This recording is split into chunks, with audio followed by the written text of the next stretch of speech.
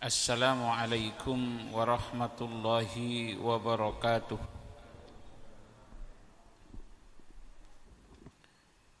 Alhamdulillahi rabbil alamin, wassalatu wassalamu ala sayyidil mursalin wa ala alihi wa ashabihi ajmain. Subhanaka la ilma lana illa ma 'allamtana innaka antal alimul hakim. Rabbi shrah li sadri wa yassir li amri wahlul 'uqdatam min lisani yafqahu qawli, amma ba'du. Fadilatul Mukarram Bapak Kiai Haji Abdul Muhdi Al-Ansari MA, semua jamaah, para sesepuh, pejabat pemerintah, Bapak RT yang saya hormati. Alhamdulillah, ini sekarang banyak yang hadir, ibu-ibu di sebelah. Mudah-mudahan kita semua ini rutin setiap malam Sabtu duduk bersama di rumah Allah Musholla Al-Azhar ini. Mudah-mudahan selalu mendapatkan siraman rahmat dan keberkahan dari Allah Subhanahu wa taala. Salawat teriring salam kita haturkan kehadiran Rasulullah sallallahu alaihi wasallam. Allahumma salli ala Sayyidina Muhammadin wa ala alihi wa ashabihi ajmain. Malam hari ini saya membaca Al-Mawa'id fil Ahadits Al-Qudsiyah, nasihat-nasihat di dalam hadis qudsi, yang diambil dari hadis qudsi yang ditulis oleh Al-Imam Hujjatul Islam Abi Hamid Muhammad ibnu Muhammad Al-Ghazali, yang ditulis oleh Imam Al-Ghazali. Hadis qudsi itu adalah firman Allah Subhanahu wa taala melalui lisan Nabi besar Muhammad sallallahu alaihi wasallam, yang tidak ada di dalam Al-Qur'an, tapi tetap ini kalamullah, bukan kalam Rasul. Tidak dinamakan, kalau kalam Rasul itu perkataan Nabi itu hadis. Ya Pak, biar dipahami dulu ya.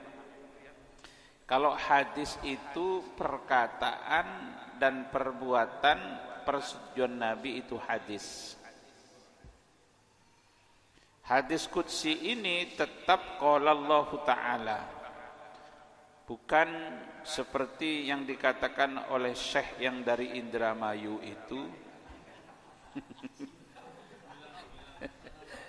Iya. Masa Al-Qur'an qala Allah Ta'ala, qala Rasulullah sallallahu alaihi wasallam fil Qur'anil Karim. Itu saya enggak ngerti dari mana bacanya. Setahu saya, sejak saya belajar agama, yang namanya Al-Qur'an itu tetap qala Allah Ta'ala. Baru ada Syekh dari Indramayu mengatakan bahwa Al-Qur'an itu qala Rasulullah sallallahu alaihi wasallam fil Qur'anil Karim. Jadi para jamaah sekalian, inilah hadis qudsi. Ini saya urut dari yang pertama. Hadis qudsi yang pertama, makanya di sini Al-Imam Al-Ghazali mengatakan yaqulullahu ta'ala, Allah berfirman melalui lisan Rasulullah, ya bena Adam. Jadi manusia ini dipanggil anak Adam. Kita ini semuanya masih saudara, satu bapak. Bapak siapa? Bapak Adam. Makanya kemanusiaan itu Pak, semakin dekat kesamaannya, semakin dekat persaudaraannya. Sama setan masih saudara, sama-sama makhluk Allah, sesama. Tapi lain alam. Ya ibna Adam, wahai anak manusia, ajib betu liman aikona bil mauti kaifa yafrah. Allah heran. Kata Allah, saya ini heran kepada orang yang yakin atas kematian itu, tapi dia tenang-tenang aja, sukaria, gak pernah ingat kepada mati. Jadi Allah heran melihat hambanya kok ketawa-ketawa terus, padahal setiap hari kita ini didatangi oleh malakul maut. Setiap hari kita dielus ini Pak 70 kali. Ubun-ubun kita ini dipegang oleh malaikat maut 70 kali. Cuman kita enggak ngerasa. Mungkin sekarang nih ada yang lagi dilus nih.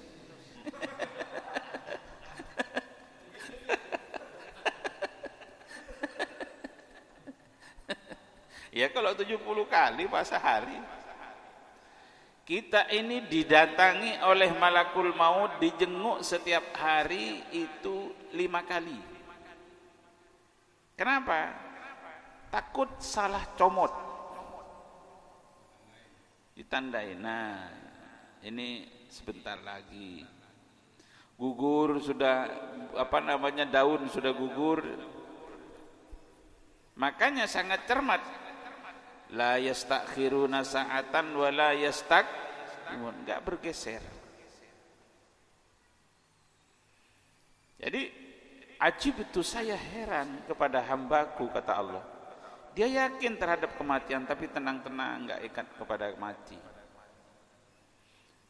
Hanya yang dikejar sesuatu yang enggak pasti. Mati ini pasti, dunia belum pasti. Yang dipajang gambarnya sekarang gede-gede di mana-mana itu, apakah pasti jadi? Belum tentu. Namanya dunia.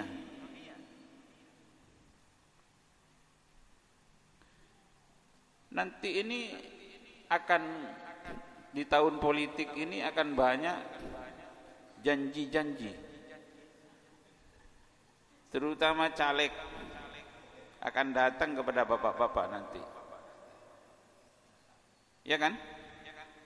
Apakah pasti jadi walaupun sudah berusaha habis uang miliaran? Belum tentu jadi. Nanti akan pidato di depan bapak, bukan saudara-saudara, bukan begitu lagi, saudara-saudara gitu. Saking semangatnya, saya akan perhatikan kesehatan saudara, akan pendidikan saudara. Kalau belum jadi, ini belum tentu jadi. Makanya nanti banyak orang setelah pengumuman lari ke tengah sawah, nggak pakai busana, pakai celana dalam doang. Stres. Kayak di Madiun kemarin berapa tahun yang lalu, karena yang dibuat biaya semuanya dapat ngutang.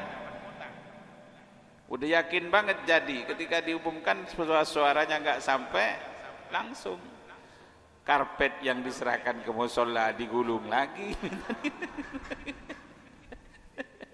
Banyak kerudung yang dikasih ibu-ibu diminta lagi. Makanya ibu jangan terlalu gampang nerima pemberian dari caleg, takut diminta lagi nanti. Nah, kita ini selalu sibuk dengan yang tidak pasti. Kata Allah Subhanahu wa ta'ala, kematian itu pasti, kuburan itu pasti. Ya Pak, pasti kita masuk ke dalam yang namanya kubur. Di dalam kubur itu mungkar nakir itu pasti. Makanya ketika talqin mayit itu Pak kan ya Abdullah, innakal an fit tahtas sara. Nanti sebentar lagi ya'tiyani malakani wa huwa khalqun min khalqillah wa la takhafa wa la tafza'a. Jangan takut, tenang saja. Lalu berkata tukang talqinnya, fa inna su'al su'al munkar wa nakiru haqqun wa annal jannata haqqun wa annan naru haqqun wa annal hisabu haqqun. Kan Surga itu pasti, neraka itu pasti, hisab itu pasti, mizan itu pasti, sirat itu pasti, pasti semua. Itu sebagai peringatan bagi kita yang hidup. Kalau yang mati enggak mendengar, ya Pak. Nah, namun pada hakikatnya kita ini selalu disibukkan dengan yang tidak pasti.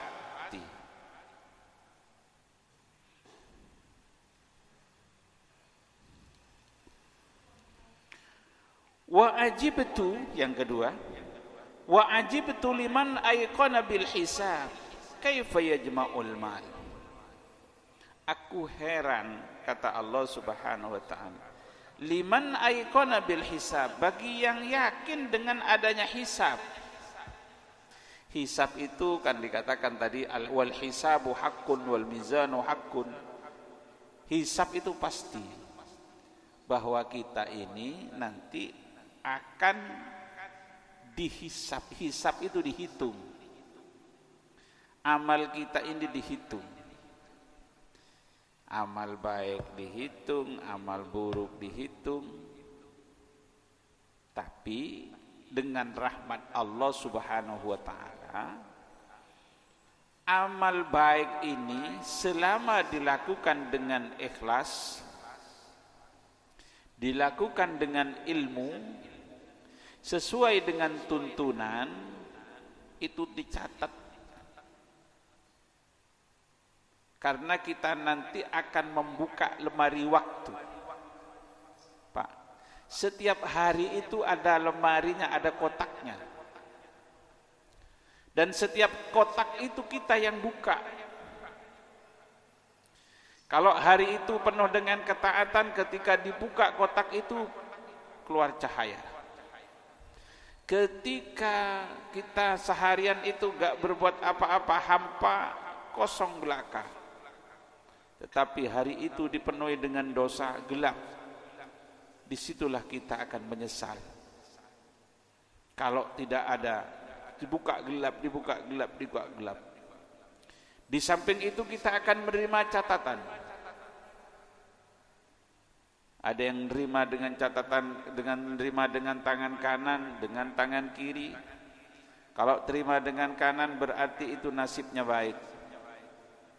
Kafa binafsikal yauma hasiba, kata Allah. Sudah cukup, gak usah malaikat yang hitung, kita sendiri yang hitung.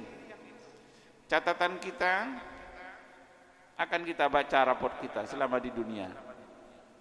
Semua catatan itu la yughadiru saghiratan wala kabiratan illa ahsaha. Gak ada yang kecil, gak ada yang besar, semua tercatat rapi. Nanti Bapak lihat, alhamdulillah, merahnya sedikit, ya kan?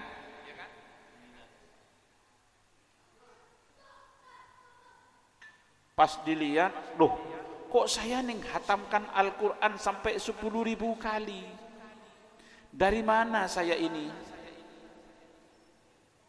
Ternyata ini orang hartanya buat bantu pembangunan pesantren tahfidz Quran. Ternyata setiap anak yang ngaji di bangunan itu sampai pahalanya kepada orang yang terus berjalan pahalanya. Loh, kok 1.000? Kok 10.000? Alhamdulillah kalau seperti itu. Wa may ya'mal mithqala dzarratin khairan yarah. Dan yang paling cermat nanti, paling banyak catatan itu urusan harta. Nanti kita ini tidak akan pernah melangkah kecuali ditanya, masa muda kita itu dipakai untuk apa? Apakah semua muda kita itu dipakai untuk joget? Dipakai untuk nyawer? Apakah masa muda kita dipakai untuk ibadah? Akan dipertanyakan. Ditanyakan tentang umur kita ini dipakai untuk apa? Dan ditanyakan yang paling berat, ditanyakan ilmu kita, diamalkan enggak ilmu yang kita dapatkan, atau hanya masuk kuping kanan keluar kuping kiri. Itu dijadi pertanyaan sebelum kita melangkah. Yang terakhir, pertanyaan yang paling berat adalah urusan harta. Makanya orang kaya itu masuk surganya, kalau pelit bisa-bisa enggak masuk, tapi kalau dermawan bisa-bisa masuk duluan, bisa-bisa ngesot. Ada kisah di dalam kitab Durratun Nasihin itu, ada mujahid, ada penuntut ilmu, lalu ada orang ahli ibadah, ada seorang kaya yang dermawan. Berangkat suruh masuk surga yang mujahid, orang yang berjihad di jalan Allah. Kata mujahid ini, saya enggak pantas ya Allah, saya masuk duluan. Saya berjihad ini karena semua persenjataan saya dibiayai oleh orang kaya itu. Akhirnya kiai, orang alim ulama, ya Rabb, saya enggak pantas masuk duluan karena semua saya dulu belajar dibiayai orang kaya itu. Ahli ibadah, saya beribadah ya Rabb, saya, keluarga saya semua dijamin oleh dia dulu. Makanya kesepakatan tiga ini, orang kaya yang semacam itu dimasukkan surga dulu. Tapi kalau yang pelit, lama ngitungnya, dihitung dari mana didapatkan, dari mana diinfakkan. Makanya harta ini sebuahnya para jamaah sekalian yang kita punya, yang akan kekal abadi itu hanya yang kita infakkan, yang kita sedekahkan, yang kita berikan untuk akhirat. Hanya itu yang kita pakai, yang kata Rasul sallallahu alaihi wasallam, wa qala ibnu Adam mali mali, hartaku hartaku. Hartamu itu ma akalta fa afnaita, hartamu itu engkau yang kau makan, dan kalau makan jadi pisang goreng kuning-kuning pagi-pagi itu. Wa ma labista fa ablaita, yang kau pakai dan ini akan menjadi lapuk, rusak. Wa ma qadaita fa abqaita, dan yang engkau sedekahkan, kau infakkan, itu akan menjadi milikmu. Makanya yang kekal itu hanya yang kita infakkan, yang kita berikan untuk Allah Subhanahu wa ta'ala. Makanya kan ada judulnya sedekah itu. Harta benda yang kita harta benda yang harta benda yang kita simpan itu semua kan kita tinggalkan, kan gitu. Hanya yang kekal yang kita infakkan sebagai bekal hari kebiasaan bersedekah, kan gitu. Sikap yang mulia bagi yang berharta dengan harta atau dengan bahasa, kan gitu. Senyum juga sedekah. Jadi sedekah itu Pak, kalau bisa dengan harta. Harta gak bisa, omongan yang baik, yang santun itu juga sedekah. Jangan ngomong nyentak-nyentak melulu. Gak ada alus-alusnya sama orang. Bang lagi ngapain? Lu yang lu lihat gua lagi ngapain? Ini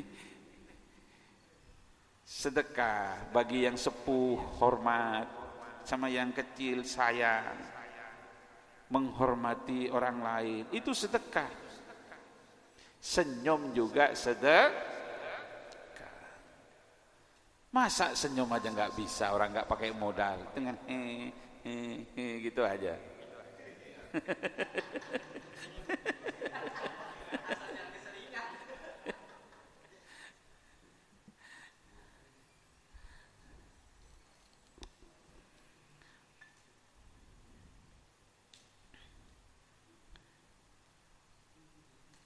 Makanya para jamaah sekalian, yang paling berat nanti hisabnya adalah harta.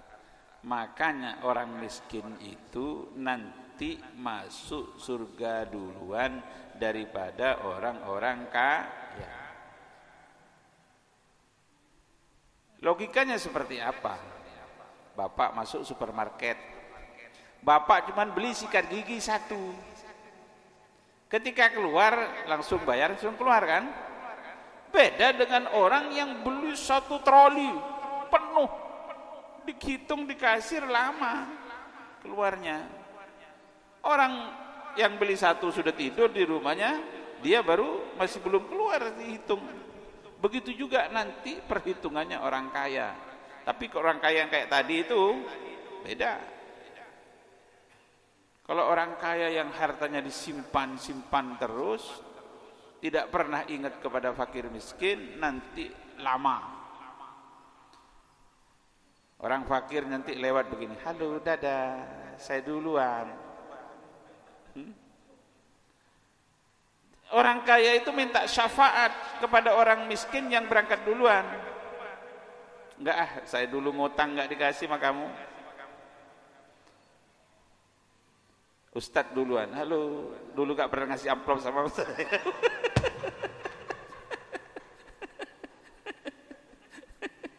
Kalau yang ngasih amplop, oh kamu udah ngasih, ayo duluan sama saya.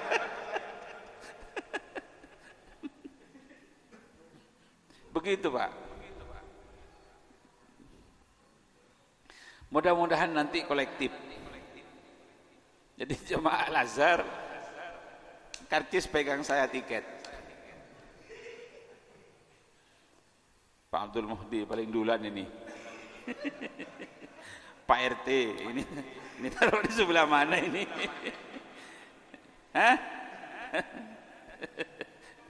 Iya, udah malaikat, ini rombongan saya.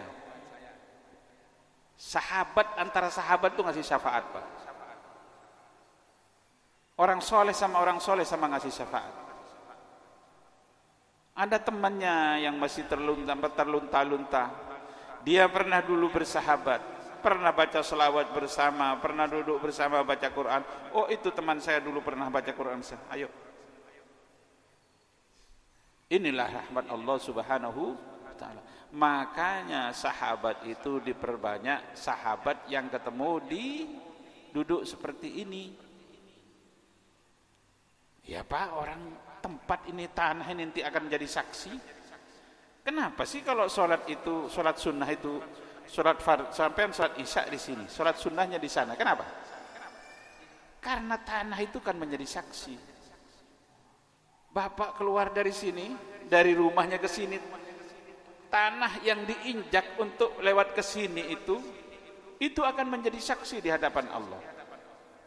Makanya tambah jauh, tambah banyak saksinya. Makanya Pak Kiai Abdul Muhdi kalau pulang lewat sana dulu. Jangan langsung ke sini. Biar Pak.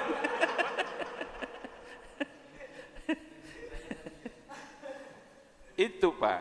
Artinya apa kita duduk? Tapi kalau nanti cuman duduk di bar tengker sama-sama begini, itu gak jadi saksi itu. Saling nuduh nanti, gara-gara kamu saya terjerumus, saling nuduh.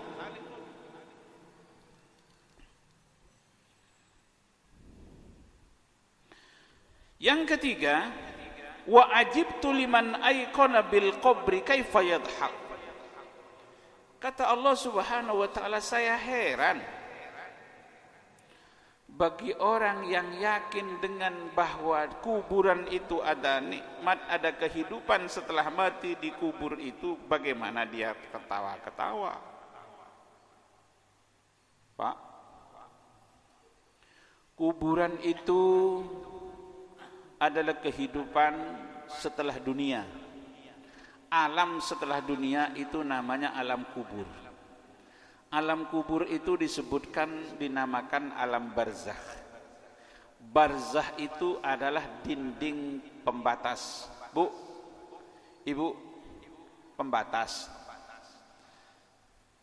Kuburan itu akhirat bukan, dunia bukan. Ya. Umpamanya orang yang sedang dalam pesakitan itu namanya tahanan, belum disidang.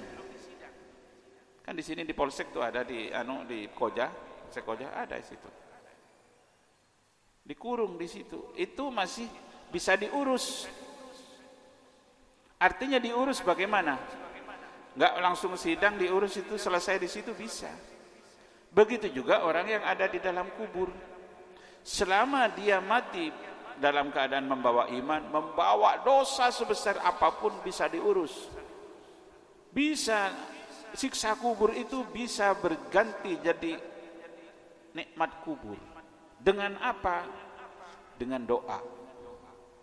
Terutama doanya anak soleh. Terutama punya amal. Orang itu kalau sudah mati putus semuanya, tinggal 3. Pertama, punya amal jari, sedekah jariyah, nyumbang masjid, nyumbang, bikin sumur untuk umum, bikin jalan untuk umum. Selama itu bermanfaat, terus ngirim, itu namanya amal produktif. Yang tadinya siksa bisa berubah. Terutama yang paling diandalkan adalah doanya anak. Makanya aset yang paling berharga dalam hidup ini adalah anak soleh.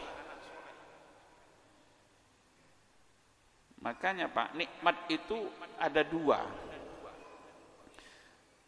Satu, nikmat itu bisa dinikmati di dunia saja, gak bisa dinikmati di akhirat.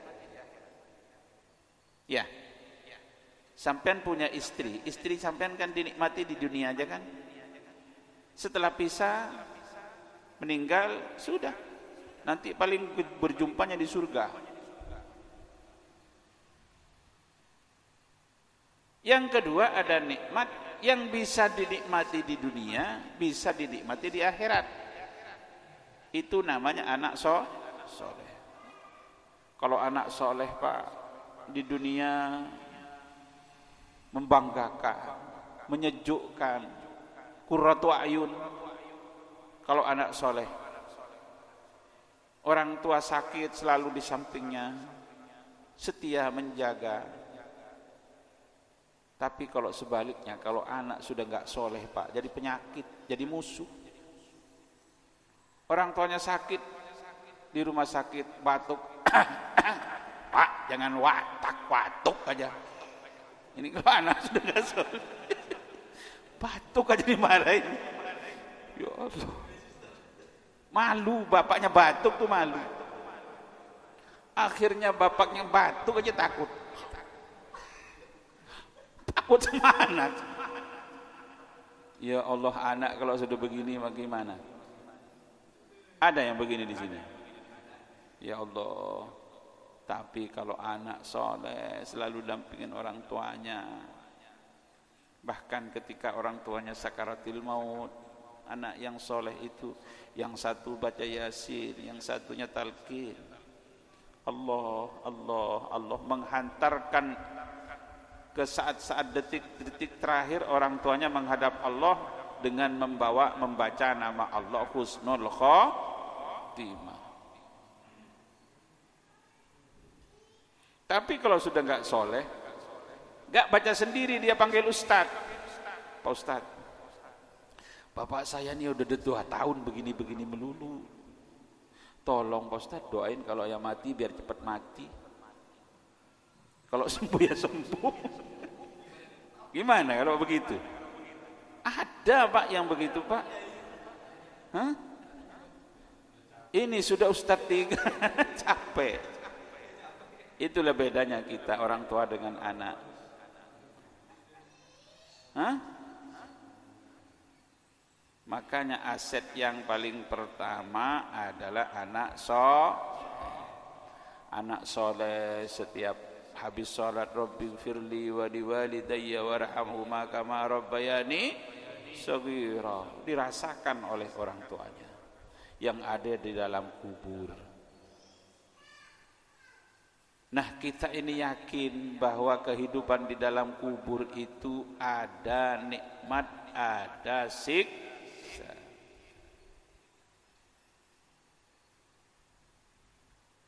Jadi kalau bagi orang yang beriman, kuburan itu adalah sebuah peristirahatan nikmat yang luar biasa.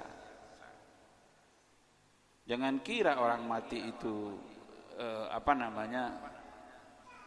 sengsara di dalam kubur yang ukurannya 180/80. Bagi orang yang beriman menjadi raudhatun min riyadil jinan, menjadi taman daripada taman surga. Amin Allahumma amin. Coba bayangkan Pak, surga itu luasnya wa jannatun ardhas samawati wal ard, luasnya 7 lapis langit, 7 lapis bumi. Tamannya kayak apa? Lebih luas daripada dunia yang kita sekarang ini. Bagi orang yang, makanya orang yang mati itu pasti ingin balik lagi, pingin hidup lagi. Ada jamaah sini yang meninggal? Siapa? Ada? Pasti ingin balik lagi. Kalau dia mendapatkan nikmat kubur, lihat surah Yasin, ya laita qaumi ya'lamun bima ghafar qila dukhulil jannah. Ketika oleh Allah, masuklah ke surga. Ya laita qaumi ya'lamun, seandainya teman-temanku itu tahu, bima ghafara li rabbi, dengan ampunan Allah kepadaku, wa ja'alani minal mukramin, dan aku dijadikan orang-orang yang dihormati oleh Allah di kuburan. Ingin balik, ayo nyusul cepat sama saya, nyusul. Dia bilang begitu. Enak-enak di kubur, kayak seakan-akan begitu. Sebaliknya juga orang yang kafir, yang tidak beriman atau su'ul khatimah, ingin balik hidup. Rabbi laula akhartani ila ajalin qarib fa asaddaqu aku minas sholihin. Ya Allah, seandainya aku diberikan waktu sebentar aja, saya mau hidup lagi, saya mau sholat, saya jadi orang soleh, saya mau sedekah. Tadinya pelit. Jadi bahwa kehidupan di alam kubur itu ada, bagi orang-orang yang tidak beriman kepada Allah Subhanahu wa taala akan disiksa. Bumi itu akan menghimpit, hancur lebur tulangnya serta hangus tubuhnya, karena dihimpit bumi dan dibakar api sebagai balas insan. Itulah siksa kubur. Tapi bagi orang yang soleh, yang husnul khotimah, malaikat Mungkar dan Nakir itu setelah nanya, marrabbuka, Allahu rabbi, wa man nabiyuka, Muhammadun nabi, wa ma dinuka, al-islamu dini. Kata malaikat Mungkar dan Nakir itu, naumatal aris, tidurlah engkau wahai orang yang beriman seperti engkau tidurnya kemanten baru. Amin Allahumma. Sampean ingat dulu waktu kemanten baru malam pertama? Hah? Saya tidur kan? Seakan-akan satu malam itu hanya 1 jam, karena indahnya malam pertama. itu surga dunia. Alangkah indahnya dunia ku rasa saat ini karena malam ini malam bahagia. Oh dunia seakan rasanya dikubur, rasanya sudah terasa di surga.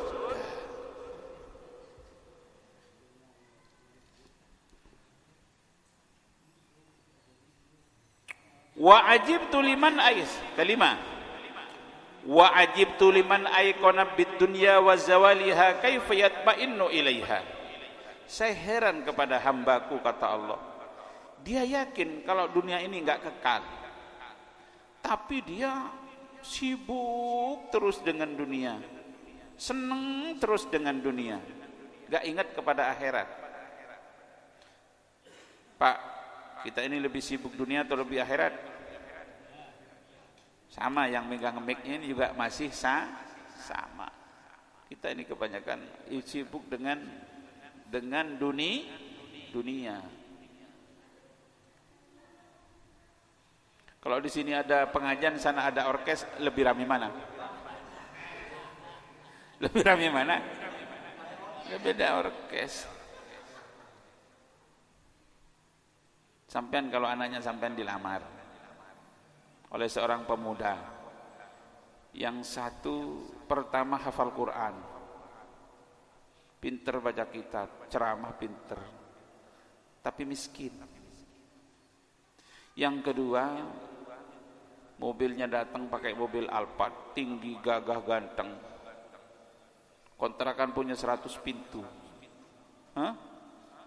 tabungannya miliaran, gajinya sebulan 200 juta, tapi kena narkoba. Sampean pilih yang mana? Pilih. Enggak boleh dua-duanya. Pilih. Pilih yang hafal Quran atau pilih yang kena narkoba tapi kekayaannya miliaran? Pak, enggak bisa jawab. Paling pasti milih yang punya Alphard, yang punya uang miliaran. Kalau soal kena narkoba kita rehabilitasi, kan gitu.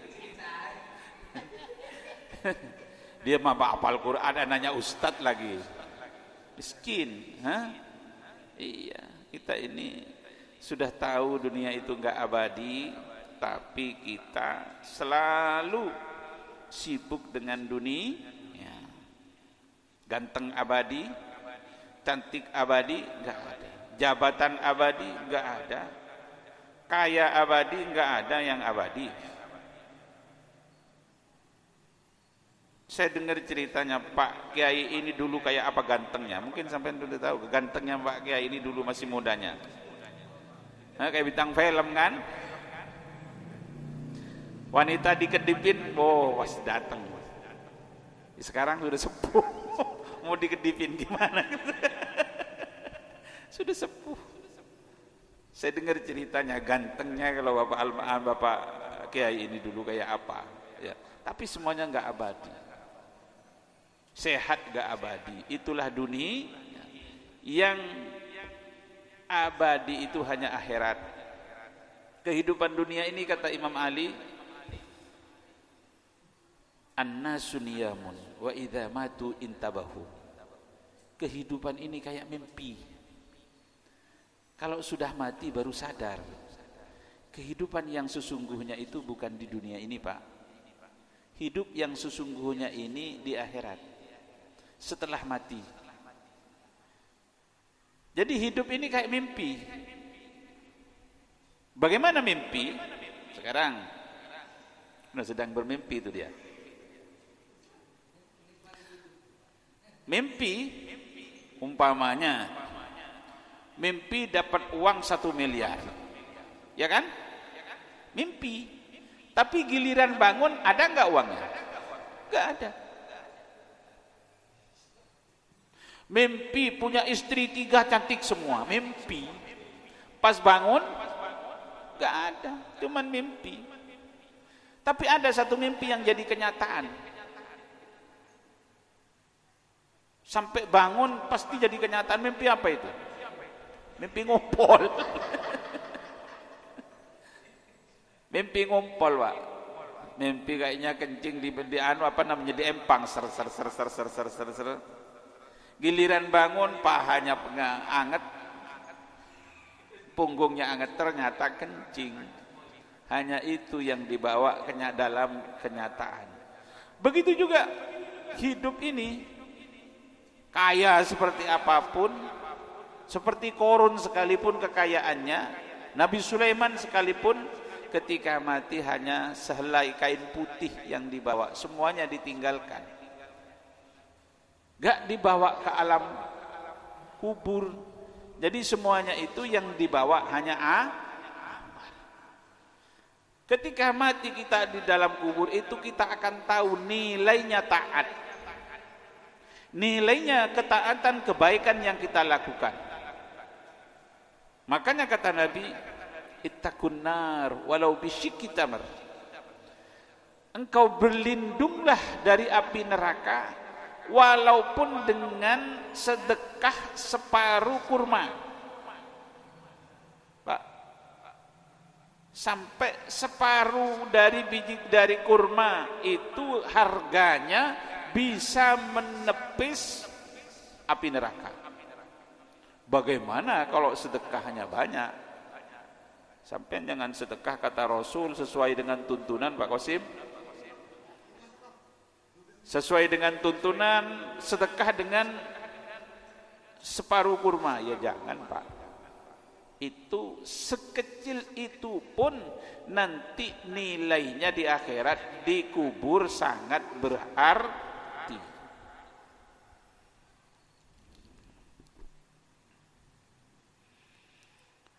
Wa ajibtu liman huwa alimun bil lisan jahilun bil qalbi. Ini untuk ustadz ini. Saya heran, kata Allah, bagi orang yang pintar ngomong tapi hatinya kosong. Ini takutnya ustadz ini. Ustadz ini banyak ngomong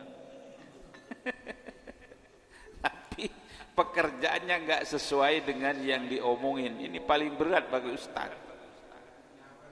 Hah? Iya, jadi ustadz jadi beratnya apa? Takut apa yang disampaikan cuman orang jadi kayak seperti kondektur bus Meklar, garugul naik semua, dia nggak naik. Sedekah orang suruh sedekah, dia sendiri pelitnya setengah mati. Banyak. Jadi ustadz, kalau udah ustadz nggak mau sedekah. Kayak yang sedekah orang suruh sedekah sama dirinya lagi.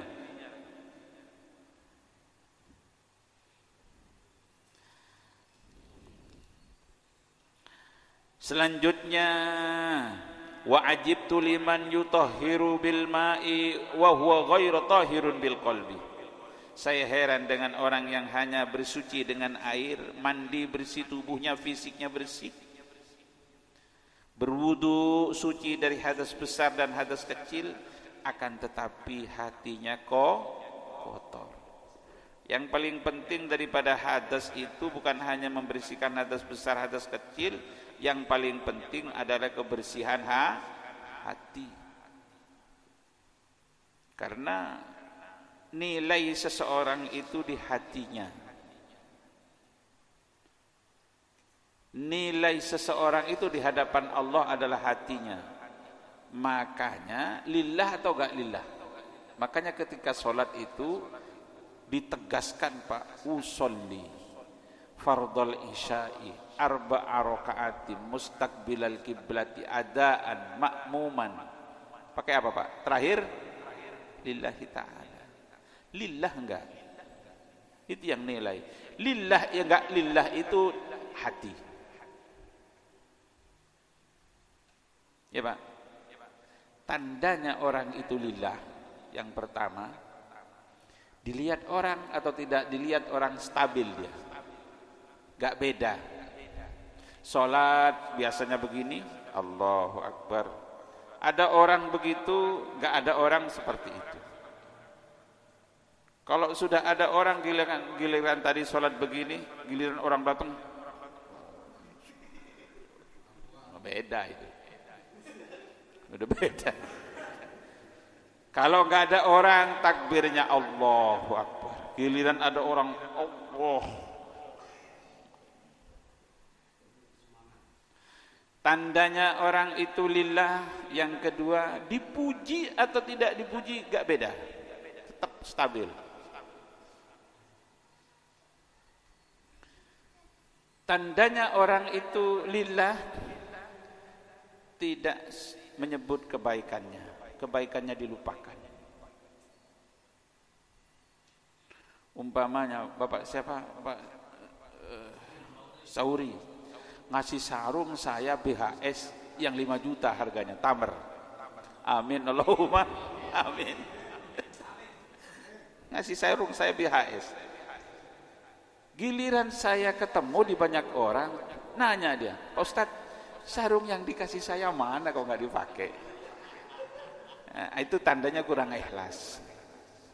Jadi mau dipakai, nggak mau dipakai, ya diem aja. Atau lagi dipakai, Pak Ustadz, ini sarung dari saya kan?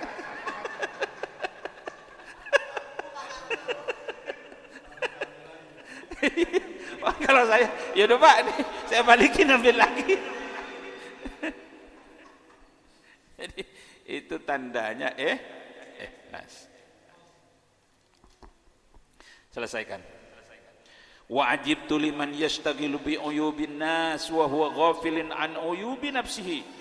Saya heran kata Allah kepada hambaku yang sibuk dengan aibnya orang lain, tapi dia lupa dengan aibnya sendiri. Ya Pak, kita ini selalu sibuk dengan orang lain, tapi kita nggak pernah menghitung-hitung diri kita ini. Gajah di pelupuk mata tidak terlihat, nggak kelihatan, tapi semut di sebang lautan kelihatan. Itu jelas sekali artinya. Kita ngorek orang lain terus. Bu, Ibu, kalau perlu nggak usah ngikuti berita-berita tentang silet, acara yang ngurusin orang lain, orang cerai cerai dijadikan berita, orang bertengkar suami istri dijadikan berita. Itu gosip, ghibah namanya. Ngurusin urusan orang lain, nggak perlu di setel. Kita sudahlah. Tuba liman syaghalahu aibuhu an ayubin nas. Beruntunglah orang yang sibuk dengan aibnya diri sendiri, nggak ngurusin aibnya orang lain. Kalau kita selalu nutupi aib orang lain, nanti aib kita ini selalu ditutupi oleh Allah. Man satara musliman satarallahu anhu yaumal qiyamah. Siapa yang nutupi aibnya orang lain, akan ditutupi aibnya nanti pada hari kiamat. Dosa-dosanya dihapus oleh Allah. Makanya Pak, kalau ada orang ngajak gosip, alihkan ke omongan lain, biar enggak tersinggung. Jangan kita jadi pelopor. Sampean sudah tahu gak? Gak tahu, ketinggalan jamnya. Emang apa sih? Apa? Itu anaknya udah begini. Dia pakai daster terus katanya, sekarang sudah 7 bulan. Aibnya orang dibuka, nggak perlu.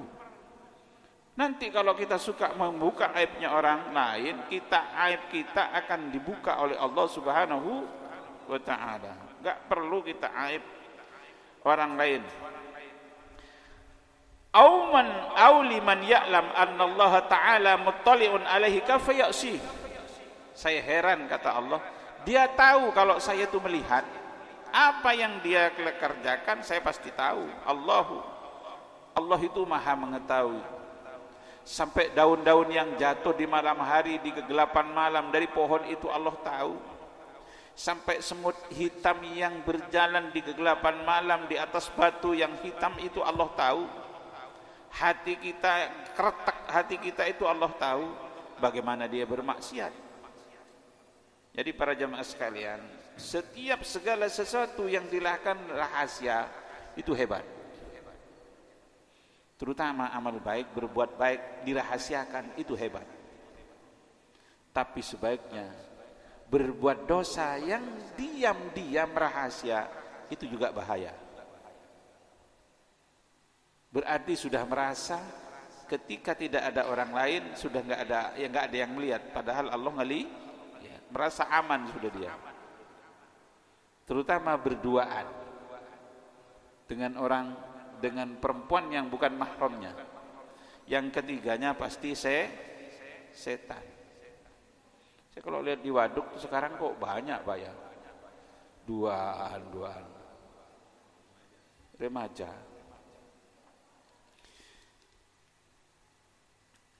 Au liman ya'lamu annahu yamutu wahdahu, atau bagi orang dia sudah tahu kalau mati nanti akan terbujur sendirian. Ya kan Pak? Dikubur gak ada temannya, siapa yang menemani? Gak ada. Biar dikuburnya di Santiago, di mana?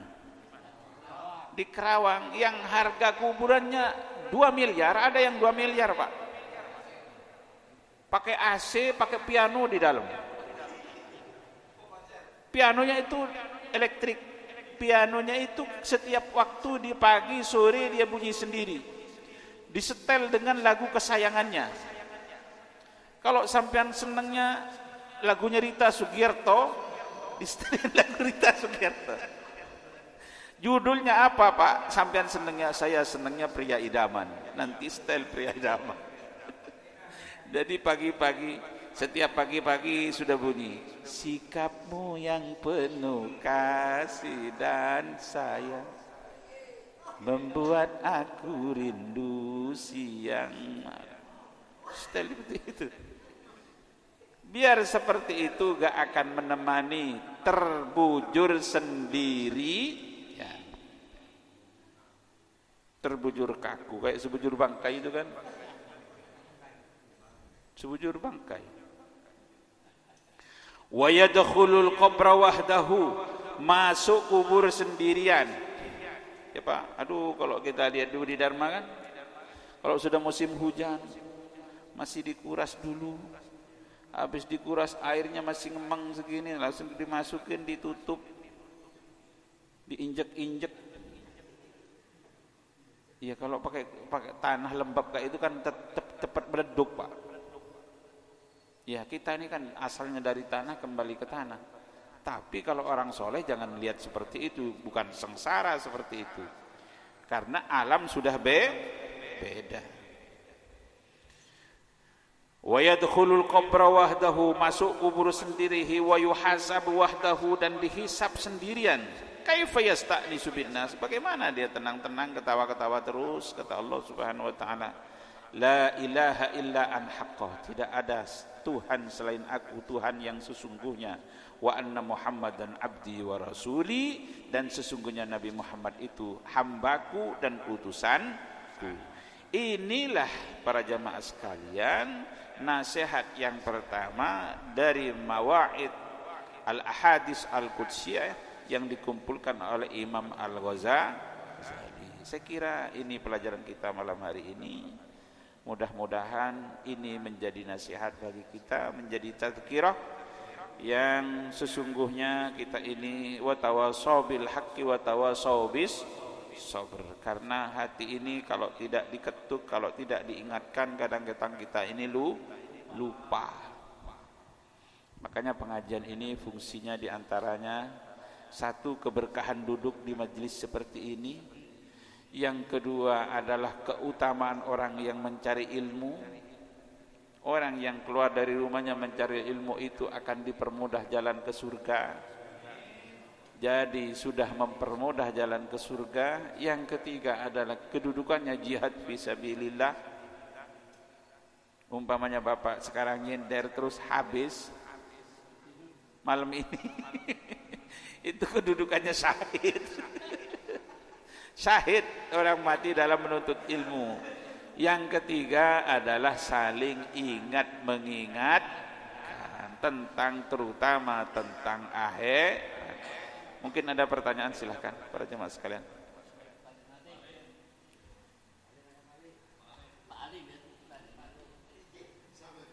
Ya, waalaikumsalam. Bismillah. Assalamualaikum warahmatullahi wabarakatuh. Waalaikumsalam warahmatullahi wabarakatuh. Jadi kajian malam ini cukup menarik, terutama masalah ini Pak yang saya mau tanyakan. Tadi hadits qudsi itu yang dikumpulkan oleh Imam Ghazali ya, itu hampir sama dengan wahyu dari Allah. Nah, apa persamaan dan perbedaan dengan wahyu? Kalau wahyu kan langsung dari Allah melalui malaikat Jibril ke Nabi. Kalau memang itu sama, berarti mungkin hadits qudsi itu sama dengan wahyu gitu loh. Iya. Hadis qudsi ini sama wahyu Allah kepada Nabi Muhammad sallallahu alaihi wasallam, tapi dibahasakan oleh Nabi Muhammad sallallahu alaihi wasallam. Namun bedanya kalau Al-Qur'an itu sudah diajarkan oleh malaikat Jibril kepada Nabi Muhammad yang susunannya seperti sekarang yang kita dapatkan itu. Namun hadis qudsi ini adalah firman Allah yang melalui wahyu kepada Nabi Muhammad sallallahu alaihi wasallam. Bukan hadis. Oh, bukan malaikat tapi ya. Bukan hadis ya. Kalau wahyu kan berarti malaikat, tapi ya. hadis qudsi melalui nabi ya. Iya. Terus yang kedua, untuk masalah hadis yang orang meninggalkan 3 perkara. Amal sedekah jariyah, ilmu yang dimanfaatkan, dan anak yang soleh. Bagi orang yang punya anak itu berlaku nggak tuh hadis itu? Kenapa? Bagi orang yang nggak punya anak, ya. Itu berlaku. Jadi waladun itu kan ungkapannya bukan ibnun. Kalau ibnun itu pasti nasab, ya kan? Makanya ini lafadznya bukan ibnun tapi walad. Makanya orang ini fulan bin itu anak, itu biologis, nasab, darah. Namun kalau waladun, walaupun tidak ada hubungan nasab, sampean anaknya tetangga, sampean rawat, sampean santuni, baik sama-sama, ini termasuk walad. Waladun, soleh, yang pernah kita berbuat soleh di dunia, lalu dia mendoakan kita, itu sampai. Anak yatim yang kita angkat, itu termasuk anak. Atau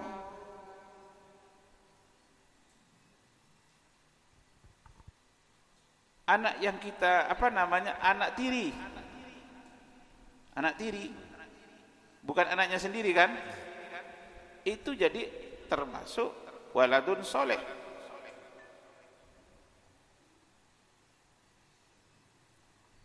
Jadi kalau waladun itu siapa saja yang pernah kita berbuat baik kepada mereka, dan dia ketika kita meninggal dia berdoa untuk kita, itu sampai walad. Ya. Apalagi memang seorang guru kepada murid itu walad, karena bapak kita itu 3 dalam hidup ini. Yang pertama bapak biologis yang bikin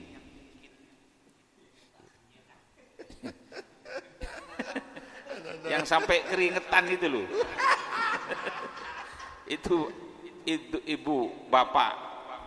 Yang kedua bapak itu guru itu kedudukan kepada murid, anak, dan orang tua, karena yang mengenalkan Allah, mengenalkan agama itu guru apa saja, guru matematik, mau guru IPA, mau guru bahasa Inggris, kedudukannya sama. Yang ketiga bapak itu adalah mertua. Makanya mertua itu Pak, gak ada bekas mertua, tetap kita gak batal sama mertua itu, gak batal sama mertua, gak batal.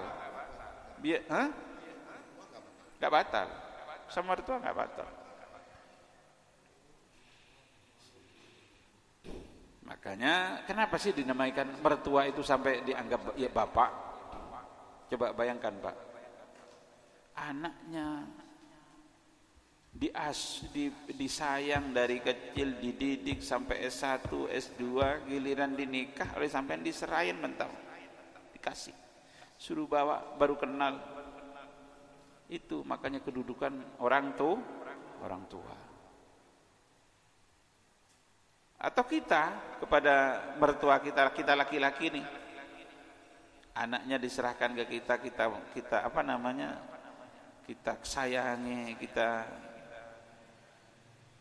menjadi hubungannya kita ini enggak batal, hubungannya musyawarah orang tua. Jadi walad itu lebih luas daripada ibnun. Makanya ponakan itu Pak, kalau kita mau apa namanya, baiklah sama ponakan-ponakan kita. Karena Pak, ponakan itu kalau kita baikin dari kecil, suka kita kasih duit, suka kita disayang, sampai besar nanti masih ingat, pasti baik kepada pamannya. Tergantung kita sebenarnya semuanya itu. Sampai meninggal pun masih ingat pasti orang yang pernah kita baikin. Makanya yang abadi itu adalah kebaikan, ya kan? Menanam kebaikan kepada siapapun pasti diingat kebaikan itu, karena kebaikan itu abadi. Satu lagi silahkan. Masih bisa nggak lanjut? Iya. Kalau aib sama kejahatan itu sama kekurangan seseorang. Tapi kalau aib tidak bisa nggak boleh digibah atau diomongkan. Tapi kalau kejahatan boleh nggak? Kenapa? Jadi antara aib sama kejahatan ini kan aib 11 sama 12 tipis-tipis aja gitu loh. Aib sama kejahatan. Jadi begini, apapun aib orang kita nggak boleh. Nggak boleh kita membeberkan aib seseorang. Kecuali ada beberapa hal yang boleh. Satu, kalau aib itu, kejahatan itu dilakukan secara terang-terangan, itu boleh kita ngadu. Sekarang ada orang setiap malam nyekek botol di gang ini, teriak-teriak, ngamuk terus. Boleh sampaikan kepada yang berwajib, Pak, itu orang ganggu ke ketentraman umum. Itu boleh, laporkan, boleh. Seperti itu. Yang kedua, atau zalim. Istrinya dipukul setiap hari. Boleh kita sebagai tetangga mengadukan kepada hakim, karena dia melakukan kezaliman yang luar biasa. KDRT umpamanya. Jangan terus begini. Yang ketiga, yang diperbolehkan itu kalau kita minta fatwa. Ada orang tiap hari begini.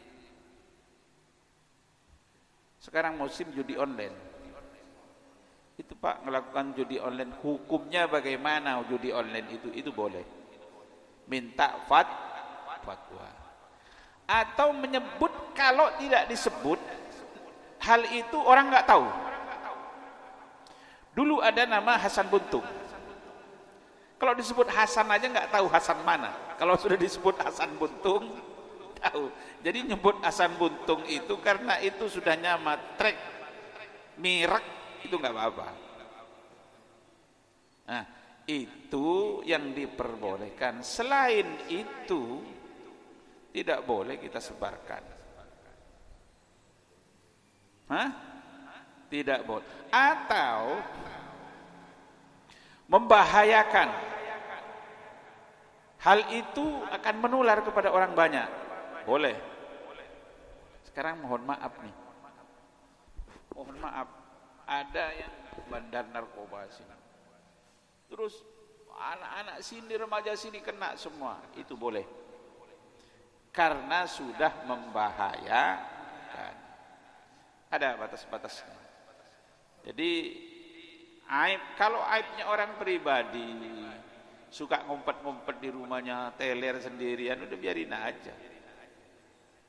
Kalau bisa nasihati, tapi selama enggak mengganggu kepentingan umum, sendirian di rumahnya, kalau bisa kasih tahu sama istrinya, kasih tahu sama orang yang ditakuti oleh dia, boleh. Untuk memberhentikan nahil mungkar itu boleh seperti itu. Tapi kalau orang aib orang itu jangan. Sudah ya? Bu. Cukup pakai ya. Al-Fatihah. A'udzubillahi minasyaitonirrajim. Bismillahirrahmanirrahim. Alhamdulillahirabbil alamin. Ar-Rahmanirrahim. Maliki yaumiddin. Iyyaka na'budu wa iyyaka nasta'in. Ihdinas siratal mustaqim. Siratal ladzina an'amta 'alaihim ghairil maghdubi 'alaihim waladdallin. Allahumma shalli ala sayyidina Muhammad wa ala ali sayyidina Muhammad. Allahumma ij'al jam'ana hadza jam'an marhuma wa tafarruqana min ba'di tafarruqan ma'suma wa la taj'al syaqqiyan wa la mahruma. Rabbana atina fid dunya hasanah wa fil akhirati hasanah wa qina adzabannar. Subhana rabbika rabbil izzati amma yasifun wa salamun alal mursalin walhamdulillahi rabbil alamin. Wassalamu alaikum warahmatullahi wabarakatuh.